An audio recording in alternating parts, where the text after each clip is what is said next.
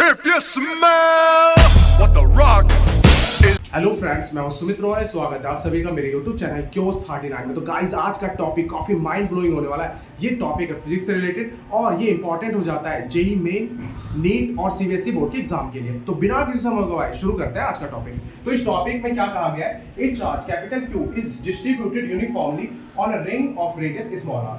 एक charge capital Q है, पूरे रिंग पर यूनिफॉर्मली डिस्ट्रीब्यूटेड है, जिसका रेडियस है small r। A sphere of equal radius r is constructed with its center at the periphery of the ring as shown in figure।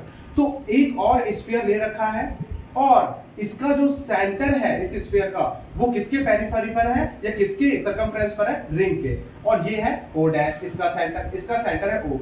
दोनों का radius same है, तो दोनों का रेडियस सेम है। और फिर आगे दे रखा है find the electric flux through the sphere. तो इस स्फीयर से कितना इलेक्ट्रिक फ्लक्स निकलेगा, ये मुझे फाइंड आउट करना है। तो मैं यहां यूज करने वाला हूं गॉस थ्योरम का। तो गॉस थ्योरम क्या कहता है? गॉस थ्योरम ये कहता है कि अगर चार्ज Q है तो किसी भी क्लोज्ड गॉसियन सरफेस से कितना इलेक्ट्रिक फ्लक्स पास होगा, तो ये हम सभी को पता है। टोटल इलेक्ट्रिक फ्लक्स जो पास होगा वो होता है Q अपॉन एप्सिलॉन नॉट।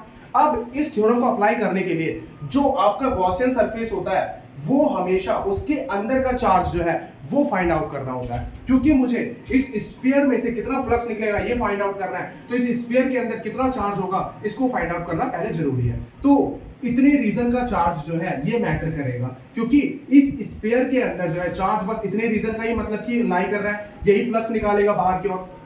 तो ये कितना चार्ज है उसे फाइंड आउट करते हैं। अब देखिए, ये रेडियस r है और इस स्फीयर का रेडियस भी r है और ये भी रेडियस r है। अब इस पॉइंट को मैंने यहां से कनेक्ट करा तो ये भी रेडियस r है, और इसको यहां से कनेक्ट करा, ये भी रेडियस r है। सेम ये भी रेडियस r है और ये भी रेडियस r है। अब किसी ट्रायंगल में तीनों एंगल इक्वल होते हैं तो इक्विलैटरल ट्रायंगल बन जाता है और हर एक एंगल बनता है 60 डिग्री का। तो ये एंगल कितने का बनेगा? 60 डिग्री। ये एंगल कितने का बनेगा? 60 डिग्री। तो ये 60 कितना हो गया? 120। अब आप मुझे एक चीज बताइए, ये पूरा स्फीयर है, ये 360 डिग्री पर, इसके 360 डिग्री पर कितना चार्ज है? Q। तो 120 डिग्री पर कितना होगा? तो 120 डिग्री पर होगा Q/3। क्यों? क्योंकि 360 डिग्री पर पूरा चार्ज अगर Q है तो 120 डिग्री जो है वो 360 का जो है 1/3 होता है। तो कितना चार्ज होगा 120 डिग्री पर? तो यहां से यहां तक जो चार्ज होगा वो होगा Q/3। तो टोटल फ्लक्स क्या होगा गॉसियन थ्योरम से?